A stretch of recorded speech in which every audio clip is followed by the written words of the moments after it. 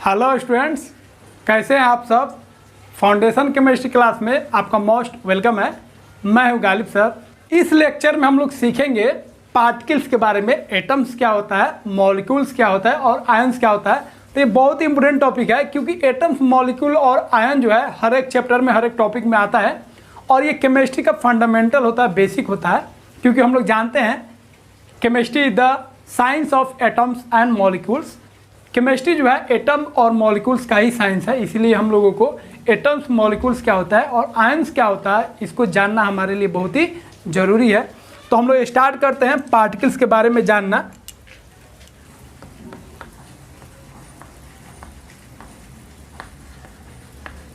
Fundamental particles या simply इसको हम लोग पार्टिकल्स भी बोलते हैं। और पार्टिकल्स में, फंडामेंटल पार्टिकल्स में कौन कौन आता है? Atoms, molecules and ions. ध्यान रखेंगे।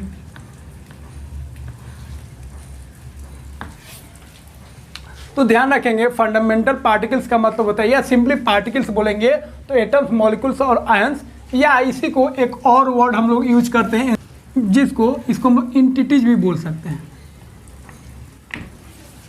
ध्यान रखेंगे। अब तीनों का मतलब क्या है उसको समझते हैं। तो सबसे पहले हम लोग शुरुआत करते हैं मैटर। तो मैटर आप जानते हैं पूरे यूनिवर्स में दो चीज़ है, बता चुके, एक एनर्जी और एक मैटर। तो मैटर जो है छोटे छोटे पार्टिकल से मिलकर बनता है। It is made up of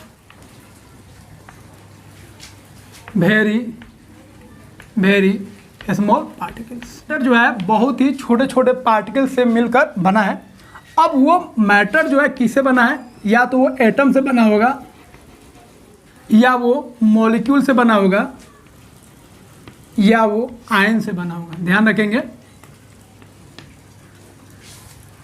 तो मैटर जो है या तो वो एटम से बना होगा, या मॉलिक्यूल से बना होगा, या आयन से बना होगा। तो एक चीज़ का ध्यान रखेंगे, अगर बात करेंगे मैटर किससे बना है तो बच्चे बोलते हैं या बहुत सारे टीचर भी बताते हैं एटम से। लेकिन आप ध्यान रखेंगे सबसे जो स्मॉलेस्ट पार्टिकल्स है जिससे मैटर बना उसमें तो एटम बोलेंगे, लेकिन ध्यान रखेंगे एटम, मॉलिक्यूल और आयन तीनों जो होता है तीनों स्मॉलेस्ट होता है। अगर सबसे स्मॉलेस्ट बोलेंगे तो एटम होता है, लेकिन ध्यान रखेंगे तीनों स्मॉलेस्ट होता है। तो मैटर किससे बना है तो आप तीनों नाम लीजिएगा, एटम, मॉलिक्यूल और आयन। ध्यान रखेंगे। अब ध्यान रखेंगे अगर आप सेम टाइप ऑफ एटम लेते हैं तो उससे क्या बनेगा? एलिमेंट बनेगा। substance formed by same type of atoms। एक ही तरह का एटम्स लेंगे तो क्या बनेगा? हम लोग जानते हैं क्या बनेगा। ध्यान रखेंगे, एलिमेंट बनेगा। तो एलिमेंट जो है एक ही तरह के एटम से बनता है। उसी तरह अगर मॉलिक्यूल बोलेंगे, substance formed by same type of molecules. एक ही तरह का अगर मॉलिक्यूल्स लेंगे उससे जो सब्सटेंस बनेगा उसको हम लोग क्या बोलेंगे? कंपाउंड बोलेंगे। लेकिन कौन कंपाउंड बोलेंगे? Molecular compound. ध्यान रखेंगे। उसी तरह अगर आयन का बात करेंगे तो सब्सटेंस एकदम बेसिक से आपको बता रहे हैं, एकदम जीरो लेवल से स्टार्ट कर रहे हैं। ये 9th में भी काम आएगा, 10th में भी काम आएगा, और पूरा जो भी क्लास आप पढ़ेंगे उसके लिए फंडामेंटल है, बेसिक है, और इसको जानना बहुत ही ज़रूरी है। तो substance formed by same type of ion, या इसी को फार्मूला यूनिट भी बोलते हैं, फार्मूला यूनिट। जिस तरह हम लोग मॉलिक्यूल बोलते हैं, H2O को मॉलिक्यूल बोलेंगे तो NaCl जो आएगा उसको हम लोग 1 फार्मूला यूनिट बोलते हैं, और उसमें कैटायन भी आएगा और एनायन भी आएगा। तो वो क्या होता है? आयन बताएंगे आपको। तो सेम टाइप ऑफ आयन बोले या same type of formula unit, तो उससे क्या बनेगा? उससे बनेगा आयनिक कंपाउंड। ध्यान रखेंगे। तो कुछ एग्जांपल आपको बताते हैं जिससे आपको समझ में आ जाएगा। तो एलिमेंट का अगर बात करेंगे तो एलिमेंट आप जानते हैं, जैसे ऑक्सीजन, नाइट्रोजन, N, सोडियम, ये सर बहुत सारे एलिमेंट आप लिख सकते हैं जो आप जानते भी होंगे। अगर मॉलिक्यूल का बात करेंगे तो मॉलिक्यूल से क्या बने? Molecular compound. तो कंपाउंड का अगर बात करेंगे जैसे H2O, तो ये हो गया आपका कंपाउंड हो गया। लेकिन कौन कंपाउंड है? Molecular compound. तो ध्यान रखेंगे एलिमेंट को हम लोग रिप्रेजेंट करते हैं एटम से। तो जो हम लिखते हैं वो एटम्स लिखते हैं, वो एलिमेंट को रिप्रेजेंट करता है। और इस सर H2O लिख रहे हैं तो ये H2O कंपाउंड का वाटर का एक मॉलिक्यूल लिख रहे हैं। उसी तरह अगर NaCl लिखेंगे तो ये अमोनिया हो गया, ये अमोनिया का एक मॉलिक्यूल है, ध्यान रखेंगे। तो मॉलिक्यूलर कंपाउंड को कौन रिप्रेजेंट करेगा? मॉलिक्यूल। उसी तरह आयनिक कंपाउंड अगर होगा, आयनिक कंपाउंड आपको बता चुके हैं जिसमें मेटल हो और नॉन मेटल हो, जैसे NaCl का बात करेंगे, MgCl2 का बात करेंगे, एक कटायन होगा एक एनायन होगा, तो उससे जो कंपाउंड बनता है उसको हम लोग क्या बोलते हैं? उसको हम लोग बोलते हैं आयनिक कंपाउंड। तो इसमें ध्यान रखेंगे आयनिक कंपाउंड का जो फंडामेंटल यूनिट होगा जिससे आयनिक कंपाउंड बना है वो क्या होता है? Formula unit. और मॉलिक्यूलर कंपाउंड का फंडामेंटल यूनिट क्या हो जाएगा? पार्टिकल्स क्या हो जाएगा? उसको ध्यान रखेंगे, मॉलिक्यूल। और एलिमेंट जो है वो किससे बना है? एटम्स, इसका हम लोग ध्यान रखेंगे। तो ये हो गया आयनिक कंपाउंड। आयनिक कंपाउंड को हम लोग फार्मूला यूनिट से रिप्रेजेंट करते हैं। तो ये बोलेंगे ये 1 फार्मूला यूनिट हो गया, 1 फार्मूला यूनिट ऑफ NaCl। तो NaCl आयनिक कंपाउंड हो गया और उसका एक मॉलिक्यूल नहीं बोलेंगे, 1 फार्मूला यूनिट बोलेंगे। उसी तरह H2 अगर वाटर का बात करेंगे तो H2 लिख रहे हैं, इसका मतलब 1 मॉलिक्यूल का बात कर रहे हैं, किसका? वाटर का। तो ये 1 मॉलिक्यूल हो गया वाटर का और ये एक फार्मूला यूनिट हो गया NaCl का। उसी तरह ये भी एक फार्मूला यूनिट हो गया। जब 2 से मल्टीप्लाई करेंगे तो 2 मॉलिक्यूल और इसी को आयन के टर्म में बोलेंगे 2 फार्मूला यूनिट। इसका हम लोग ध्यान रखेंगे क्योंकि हम लोगों का आदत होता है जनरली हम लोग मॉलिक्यूल ही बोलते हैं। जैसे H2O का बात करें, NaCl, तो दोनों में डिफरेंस होता है। ये मॉलिक्यूल होता है लेकिन ये मॉलिक्यूल नहीं होता है, ये फार्मूला यूनिट होता है। इसको बोलेंगे 1 मॉलिक्यूल ऑफ H2O और इसको हम लोग बोलेंगे 1 फार्मूला यूनिट ऑफ NaCl। तो आयन के केस में हम लोग फार्मूला यूनिट बोलते हैं, ध्यान रखेंगे। तो इसको कॉपी कीजिए, फिर हम एक एक करके बताते हैं एटम का डिफिनेशन, मॉलिक्यूल का और आयन का, फिर और आपको हम समझाते हैं।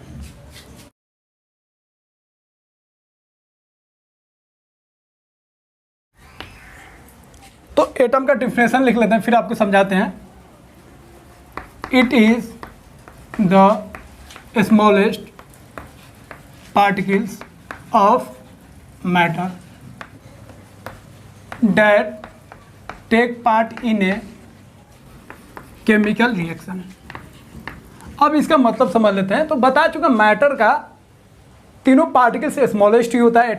एटम भी स्मॉल होगा, मॉलिक्यूल्स भी और आयंस भी, लेकिन सबसे जो स्मॉलेस्ट होता है वो क्या होता है? एटम्स। और एटम से ही मॉलिक्यूल का फॉर्मेशन होता है और आयन का। इसीलिए मैटर का जो सबसे स्मॉलेस्ट पार्टिकल्स होगा वो क्या होगा? एटम। तो ध्यान रखेंगे एटम जो है मैटर का सबसे स्मॉलेस्ट पार्टिकल्स है जो एक केमिकल रिएक्शन में भाग लेता है। ध्यान रखेंगे केमिकल रिएक्शन में मॉलिक्यूल भी भाग लेता है, मतलब कंपाउंड भी भाग लेता है और एलिमेंट भी भाग लेता है। तो एलिमेंट को रिप्रेजेंट करेंगे एटम से और कंपाउंड को रिप्रेजेंट करेंगे मॉलिक्यूल से। तो एटम और मॉलिक्यूल एक केमिकल रिएक्शन में भाग लेता है, लेकिन सबसे छोटा कौन है? एटम। एटम से छोटा केमिकल रिएक्शन में कोई पार्टिकल्स भाग नहीं ले सकता है। तो इस तरह हम लोग बोल सकते हैं एटम जो है मैटर का सबसे स्मॉलेस्ट पार्टिकल्स है जो केमिकल रिएक्शन में भाग लेता है, उससे छोटा केमिकल रिएक्शन में भाग नहीं ले सकता। इसका मतलब समझाते हैं। तो फर्स्ट पहले मतलब समझ लीजिए।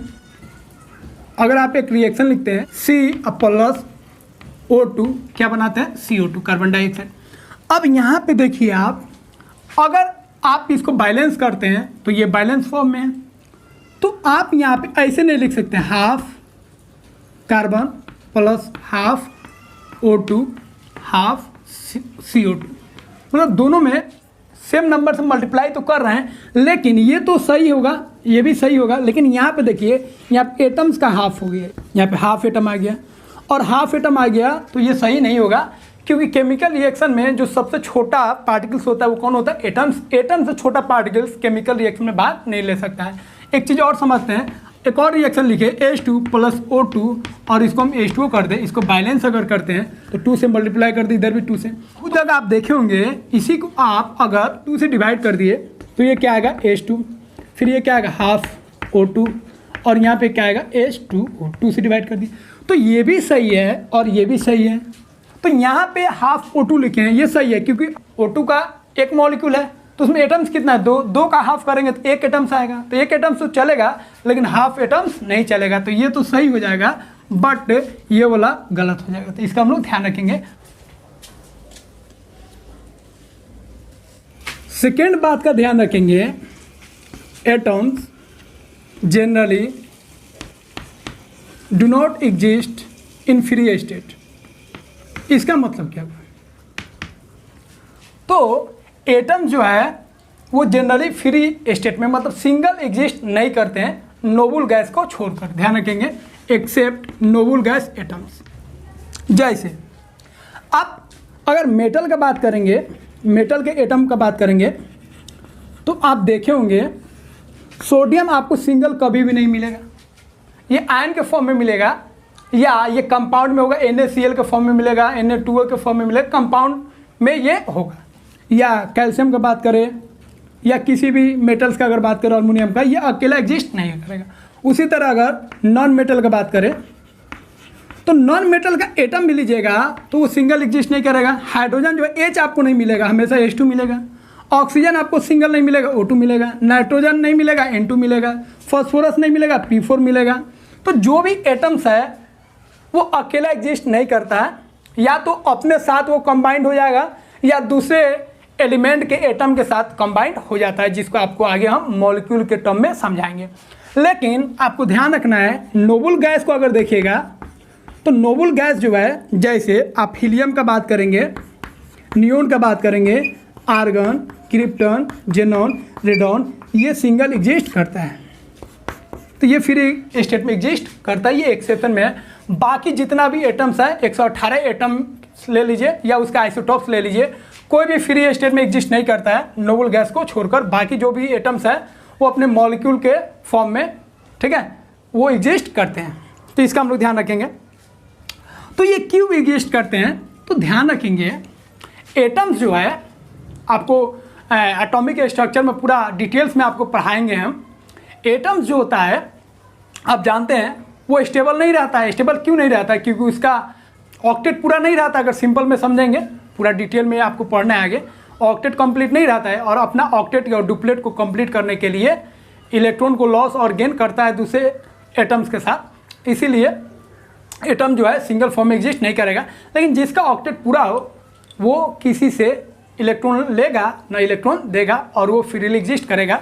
तो ये जो होते हैं स्टेबल होते हैं, ध्यान रखेंगे, they have complete octet, octet या डुप्लेट, और ये क्या हो जाता है, स्टेबल हो जाता है। इसीलिए ये फ्री स्टेट में एग्जिस्ट करेगा। बाकी जो भी आप एटम्स देख रहे हैं वो फ्री स्टेट में एग्जिस्ट नहीं करता है, क्योंकि वो स्टेबल नहीं होते हैं। वो या तो दूसरे एलिमेंट के साथ मिलकर कंपाउंड का फॉर्मेशन करेंगे, या खुद के साथ मिलकर किसी मॉलिक्यूल का फॉर्मेशन वो करते हैं। तो इसका हम लोग ध्यान रखेंगे। तो इसको कॉपी कीजिए, फिर हम लोग आगे बढ़ते हैं।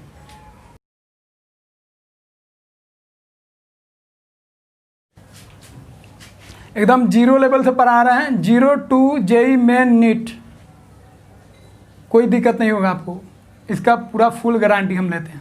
बस हम जो गाइडलाइन दे उसको फॉलो करना, बाकी केमिस्ट्री का टेंशन नहीं लेना है।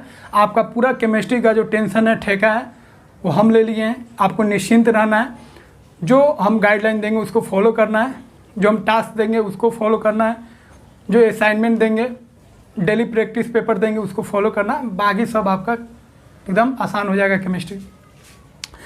और हम आपके लिए बहुत मेहनत कर रहे हैं, तो आपका भी राइट बनता है। तो आपको कुछ नहीं करना है, जो बच्चे सब्सक्राइब नहीं किए मेरे चैनल को सब्सक्राइब कर दीजिए, उसको वाइट कर दीजिए, कोई कॉस्ट नहीं लगेगा, फ्री ऑफ कॉस्ट। और उसको दबाने के साथ, जैसे उसको दबाइएगा आप हमारे साथ जुड़ जाइएगा, उसके बाद एकदम निश्चिंत हो जाइए। बाकी काम सब मेरा है, आपको जो गाइडलाइन देंगे बस उसको फॉलो कीजिए, और आपका केमिस्ट्री का फाउंडेशन एकदम बेस्ट से बेस्ट हो जाएगा। तो एटम तो हम लोग जान गए। अब हम लोग बात करते हैं मॉलिक्यूल का। मॉलिक्यूल क्या होता है, तो मॉलिक्यूल आप जानते हैं, मॉलिक्यूल से क्या बनता है, कंपाउंड। एटम से क्या बनता है, एलिमेंट। तो मॉलिक्यूल भी तो मैटर का स्मॉलेस्ट पार्टिकल्स है, सबसे स्मॉलेस्ट तो एटम हो जाएगा, लेकिन मॉलिक्यूल्स भी स्मॉलेस्ट पार्टिकल्स है, किसका, मैटर का। इसका हम लोग ध्यान रखेंगे। तो इसको भी लिख सकते हैं, it is also smallest particles of matter. तो जान गए भाई मैटर का स्मॉलेस्ट पार्टिकल्स क्या होता है, मॉलिक्यूल भी होता है। अब इसमें 2-3 बात का ध्यान रखेंगे। मॉलिक्यूल से क्या बनेगा, कंपाउंड। तो बहुत सारा अगर सेम टाइप का मॉलिक्यूल लेंगे तो क्या बनेगा, कंपाउंड। लेकिन कौन कंपाउंड, मॉलिक्यूलर कंपाउंड। सेकेंड चीज हम लोग ध्यान रखेंगे, it exist in free state. ये फ्री स्टेट में एग्जिस्ट करता है। जैसे H2 का बात करें, N2 का बात करें, सब क्या है, मॉलिक्यूल है। NaCl का बात करें, Na2O का बात करें, कैल्शियम ऑक्साइड का बात करें, ये जितना भी लिखे हैं ये सब फ्री स्टेट में एग्जिस्ट करेगा। तो एटम जो है फ्री स्टेट में एग्जिस्ट नहीं करता है नोबल गैस को छोड़कर, बट मॉलिक्यूल जो है वो फ्री स्टेट में एग्जिस्ट करता है।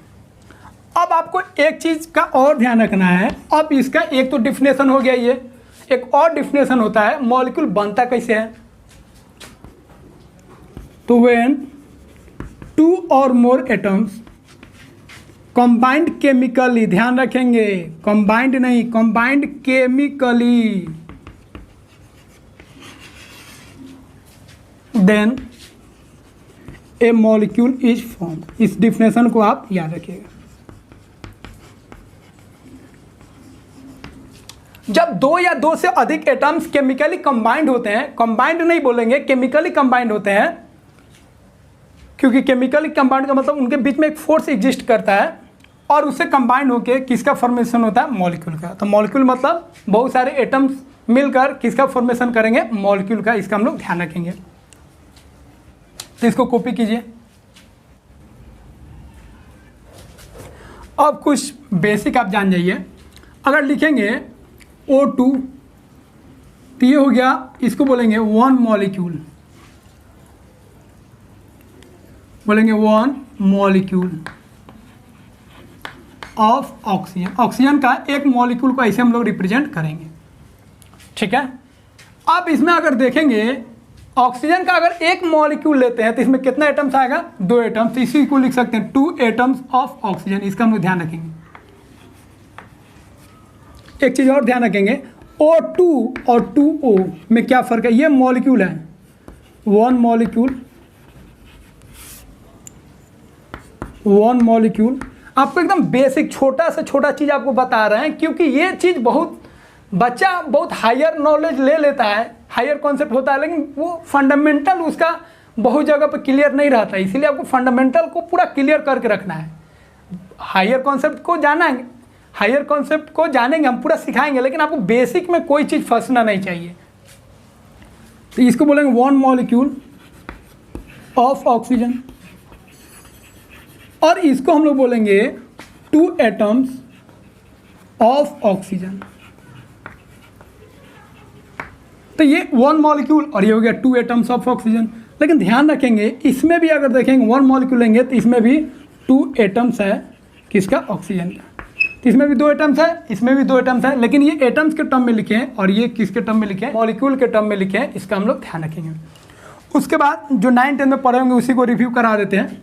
जैसे अगर हम Na2SO4 बोले, अगर ये 1 यूनिट लेंगे तो सोडियम कितना है जानते हैं हम लोग, 2 सोडियम है, और सल्फर कितना है 1, और ऑक्सीजन कितना है 4। तो ये सब आप जानते होंगे। अगर इसी को ऐसे लिख देते हैं, एक और एग्जांपल लेते हैं, Na3PO4 Mg3PO4 2। इसका अगर बात करेंगे तो इसमें मैग्नीशियम कितना होगा आप जानते हैं, 3 मैग्नीशियम है, प्लस फॉस्फोरस कितना है, 1 है, 1 को 2 से मल्टीप्लाई कीजिए, इसको मल्टीप्लाई मत कीजिएगा, ये मैग्नीशियम 3 हो गया।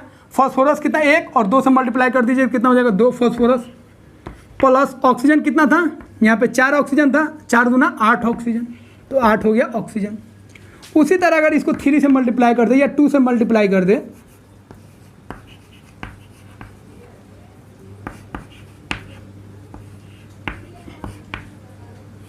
अब आपसे पूछे कितना कितना है, तो पहले मैग्नीशियम कितना था 3, अब कितना हो जाएगा 6, तो 6 मैग्नीशियम, प्लस फॉस्फोरस पहले कितना था 2, अब कितना हो जाएगा 2 दूना 4। ऑक्सीजन की बात करेंगे तो पहले था 4 2 जा 8, अब कितना हो जाएगा 8 2 जा 16। तो ये सब जो है बेसिक चीज़ है, छोटा तो है लेकिन ये सब काम आता है, इसीलिए इस सब का हम लोग ध्यान रखेंगे। अब इसको कॉपी कीजिए। अब आपको बताते हैं मॉलिक्यूल जो है 2 टाइप का होता है, एक होमो एटॉमिक मॉलिक्यूल और एक हेट्रो एटॉमिक मॉलिक्यूल, जो आप 9th में 10th में पढ़े हैं। तो इसको कॉपी कीजिए, फिर हम लोग आगे बढ़ते हैं।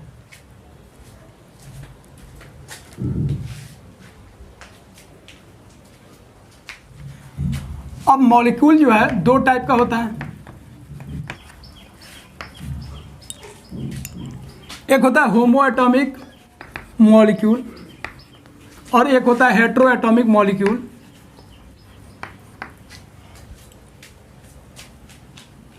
अब होमो एटॉमिक मॉलिक्यूल क्या होता है, तो एटम जो है same type of atoms combined होकर मॉलिक्यूल का फॉर्मेशन करेगा, तो उसको हम लोग बोलेंगे होमो एटॉमिक मॉलिक्यूल। तो it is formed by same type of atoms, same types of atoms. इसी को एक और बात बोलते हैं, it is molecule of element. ये किसका मॉलिक्यूल होता है, एलिमेंट का। उसी तरह इसको हम लोग बोलेंगे हेट्रोएटॉमिक। तो हेट्रोएटॉमिक क्या होता है, डिफरेंट एलिमेंट्स का एटम्स कंबाइंड होगा, तो किसका फॉर्मेशन होगा, हेट्रोएटॉमिक मॉलिक्यूल। तो it is formed by different atoms of elements.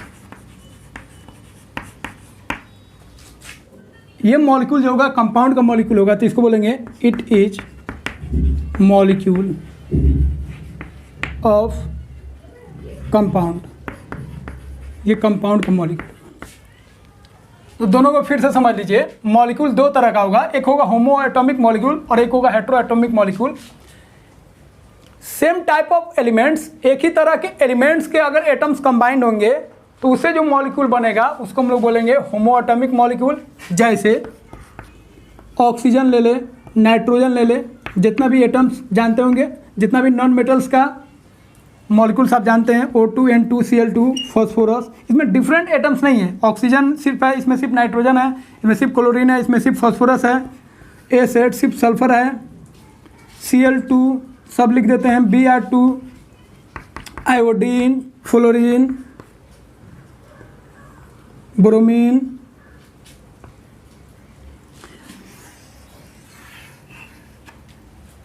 ये जितना भी मॉलिक्यूल आप देख रहे हैं इस सब को हम लोग बोलेंगे होमो एटॉमिक मॉलिक्यूल, क्योंकि एक ही टाइप्स के एटम से मिलकर बना है। वहीं अगर इसका बात करेंगे तो ये डिफरेंट एलिमेंट्स के एटम से मिलकर बनता है, जैसे NaCl,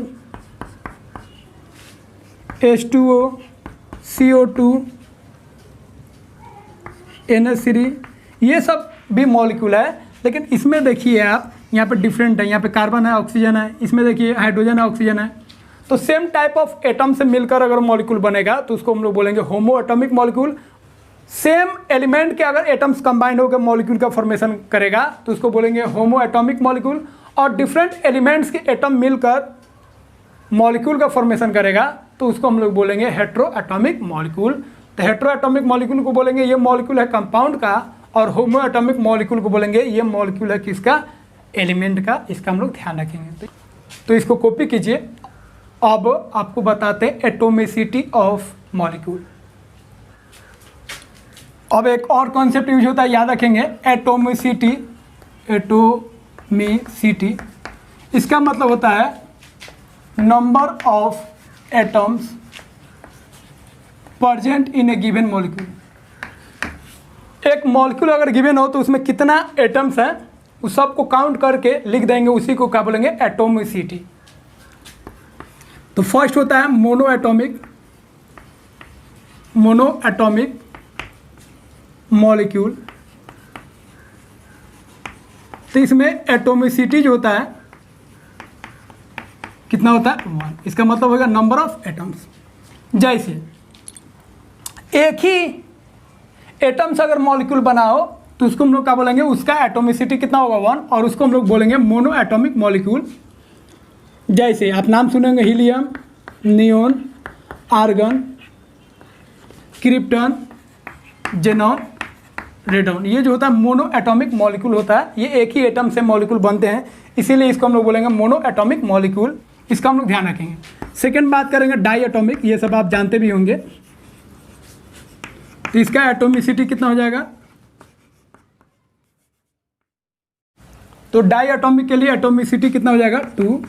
2 एटम से मिलकर डाई एटॉमिक मॉलिक्यूल बनता है। जैसे आप जानते भी होंगे O2 दो एटम से मिलकर बना है, N2 Cl2 Br2 F2 I2 H2। ये जितना भी मॉलिक्यूल है इसको बोलेंगे डाई एटॉमिक, क्योंकि ये दो एटम से मिलकर बने हैं और इसका एटॉमिसिटी कितना हो जाएगा, 2, ध्यान रखेंगे। अब तीसरा आएगा ट्राई एटॉमिक। तो ट्राई एटॉमिक मॉलिक्यूल में एटोमिसिटी जो है कितना हो जाएगा, 3 हो जाएगा। अब 3 में आप जानते हैं तो ऐसे मॉलिक्यूल जो 3 एटम से मिलकर बना हो, जैसे H2O का अगर बात करें, ओजोन का बात करें, तो ये सब जो मॉलिक्यूल आप देख रहे हैं वो किसका एग्जाम्पल हो जाएगा, ट्राई एटॉमिक मॉलिक्यूल का, जिसका एटोमिसिटी कितना है, 3 है, मतलब 3 एटम से मिलकर बना है। उसी तरह 3 के बाद जितना भी एटम से मिलकर बना हो मॉलिक्यूल सबको हम लोग जनरल बोलेंगे पॉली एटॉमिक। तो इसका मतलब हो जाएगा ऐसे मॉलिक्यूल जिसका एटोमिसिटी 3 से ग्रेटर हो, 3 से ग्रेटर होगा तो उसको बोलेंगे पॉली एटॉमिक मॉलिक्यूल। जैसे आप जानते होंगे फॉस्फोरस P4 फार्मूला होता है, सल्फर एसिड, तो इसको प्रॉपर भी बोल सकते हैं टेट्रा एटॉमिक, इसको ऑक्टा एटॉमिक, लेकिन जनरली इसको बोलेंगे पॉली एटॉमिक। NH3 N2O4, तो ये सब जितना भी मॉलिक्यूल हम लिखे हैं सबको हम लोग क्या बोलेंगे, पॉली एटॉमिक मॉलिक्यूल। तो ये सिंपल डिफिनेशन है, इसको हम लोग ध्यान रखेंगे। डाई एटॉमिक ये सब बार बार यूज होता है, डाई एटॉमिक, मोनो एटॉमिक, तो इसको कॉपी कीजिए। अब हम लोग सीखते हैं आयन क्या होता है।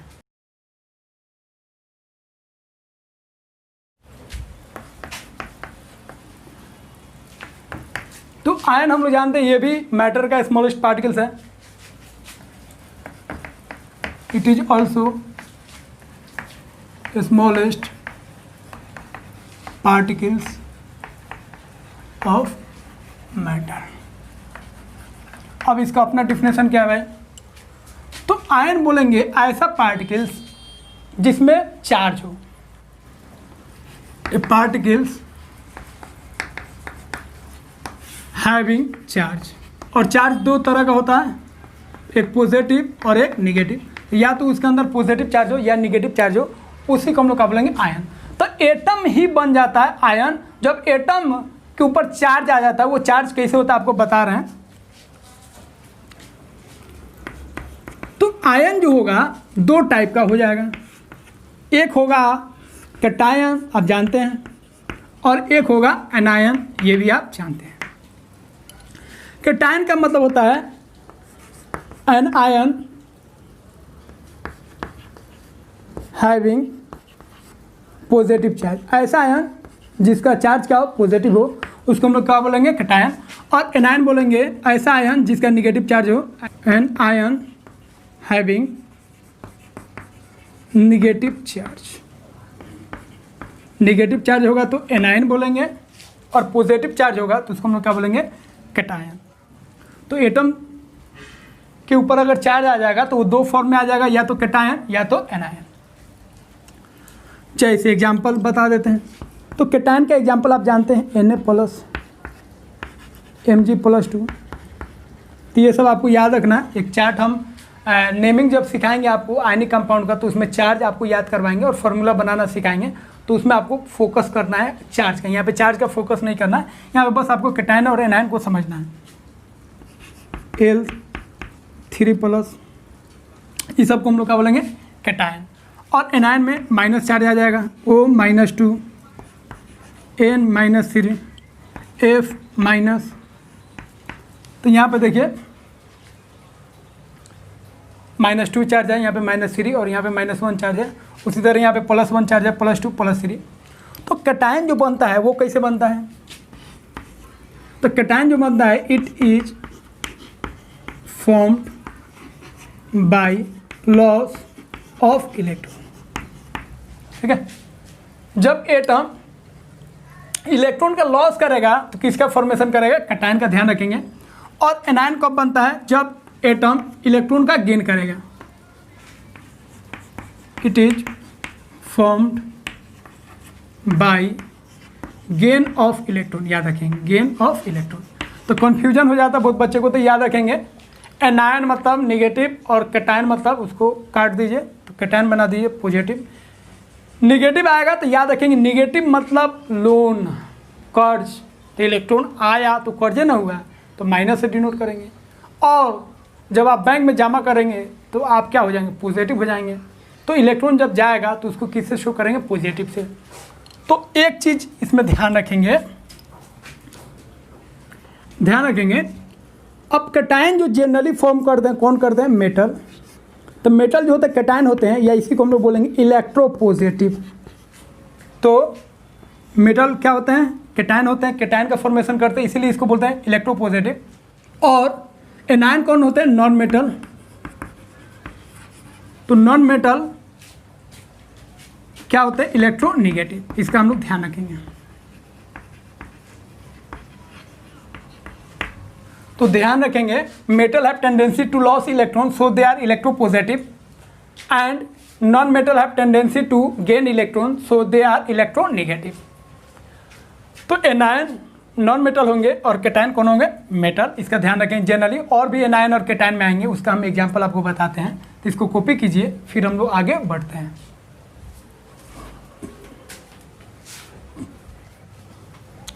एक होता है पॉली एटॉमिक आयन, इसको भी ध्यान दीजिए। तो नाम ही है पॉली एटॉमिक, एक से अधिक एटम हो और उसके ऊपर चार्ज हो, मतलब आयन के फॉर्म में हो, तो उसको हम लोग क्या बोलेंगे, पॉली एटॉमिक आयन। तो इसका डिफिनेशन हो जाएगा, group of atoms having charge, positive और निगेटिव। तो ग्रुप ऑफ एटम्स हो और उसके ऊपर चार्ज हो, तो उसको हम लोग क्या बोलेंगे, पॉली एटॉमिक आयंस। तो ये भी कैटायन के फॉर्म में भी होंगे और एनायन के फॉर्म में भी होंगे, मतलब निगेटिव भी चार्ज हो सकता है पॉली एटॉमिक आयन पे और पॉजिटिव भी चार्ज हो सकता है, ध्यान रखेंगे।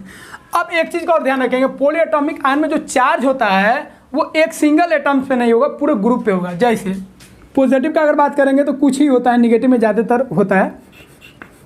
NH4+, इसको बोलते हैं अमोनियम आयन।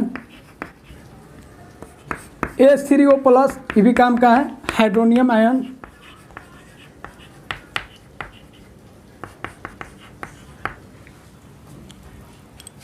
PH4+, इसको बोलेंगे फॉस्फोनियम आयन।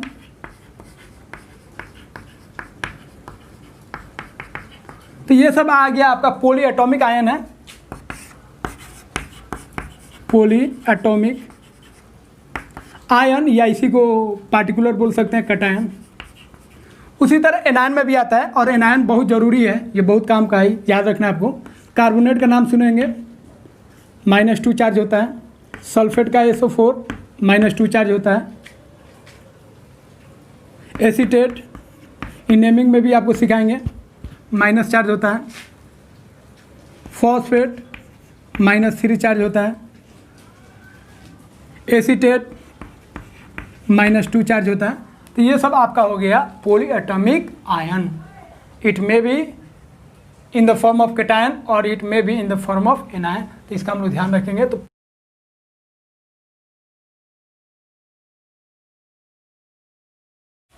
तो इसको कॉपी कीजिए, फिर हम लोग अगले लेक्चर में मिलते हैं।